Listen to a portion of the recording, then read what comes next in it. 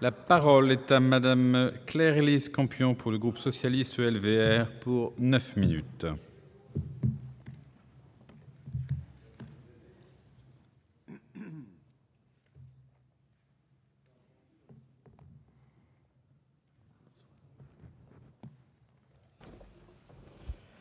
Monsieur le Président, Madame la Ministre, mes chers collègues, c'est en période de crise comme celle que nous traversons aujourd'hui que la solidarité doit trouver toute sa signification. Elle est essentielle pour le maintien d'une cohésion sociale. Force est de constater malheureusement que les écarts entre les Français se creusent et que les inégalités se développent. Le nombre de nos concitoyens en situation d'exclusion ne cesse de progresser. Ce constat, je le faisais déjà devant vous il y a 2 ans. J'observe malheureusement qu'il s'est encore aggravé. Une première lecture de la mission Solidarité, Insertion et Égalité des chances, dont nous débattons ce soir, pourrait nous faire croire à un effort cette année, car l'allocation aux adultes handicapés, principale dépense de la mission, connaît une évolution dynamique.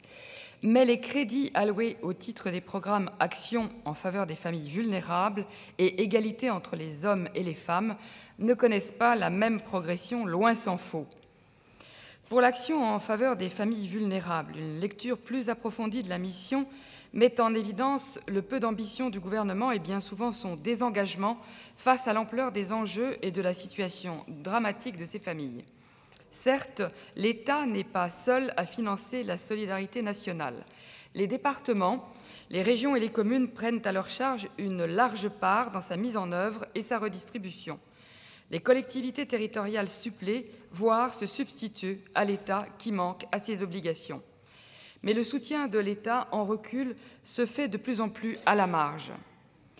Il y a quelques jours, Madame la secrétaire d'État a annoncé un nouveau plan d'aide à la parentalité, les maisons pour les familles, au cœur de ce nouveau dispositif qui regroupe les réseaux d'écoute, d'appui et d'accompagnement des parents et les points info famille, pourrait permettre une meilleure visibilité. Toute amélioration pour prévenir les difficultés auxquelles les parents peuvent être confrontés dans l'exercice de leurs responsabilités éducatives doit être accompagnée. Mais derrière ce discours, la réalité de l'engagement de l'État est tout autre, car concrètement, les crédits de l'action 1 de la mission sont en diminution de 17% par rapport à 2011. Une éventuelle subvention supplémentaire des caisses d'allocation familiale ne suffira pas à compenser ce net recul.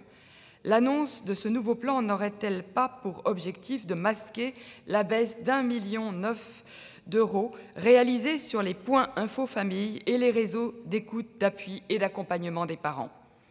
Ce décalage entre les discours et la réalité est tout aussi sensible concernant le soutien apporté par l'État à la protection de l'enfance. Aucune dotation du Fonds de financement de la protection de l'enfance n'est prévue cette année. L'État persiste dans son refus de se soumettre à ses obligations légales en la matière. Créé après une longue bataille juridique, ce fonds trouve son origine dans la loi du 5 mars 2007 réformant la protection de l'enfance. Il devait être doté de 150 millions d'euros sur 3 ans afin de compenser pour les départements les charges induites par la loi de 2007. Il aura fallu plusieurs recours devant le Conseil d'État, de différents conseils généraux et une menace d'astreinte journalière pour que l'État publie enfin un décret le créant. Décret qui lui-même a fait l'objet de nombreuses insatisfactions au titre du montant qui lui était alloué. Effectivement, ridiculement bas, ce montant. Et du fait qu'aucune compensation des dépenses engagées par les départements depuis 2007 ne soit prévue. À ce jour, il n'est provisionné que de 40 millions d'euros, une partie provenant d'un abondement de la Caisse nationale d'allocation familiale, la CNAF, l'autre provenant d'un transfert des excédents du RSA, activité votée par le Parlement. Les départements ne peuvent supporter cette charge à laquelle vient s'ajouter la question de plus en plus sensible de l'accueil des mineurs étrangers isolés. Notre collègue Jean-Louis Lorrain commençait à aborder cette question avant d'être interrompu par le dérouleur du temps qui lui manquait. En effet, faute de dispositifs d'accueil, l'État, une fois encore, se décharge sur les départements sans aucune compensation financière. Cette question doit faire l'objet d'un partage des missions, des responsabilités et des charges entre l'État et les conseils généraux. Il y a une réelle urgence.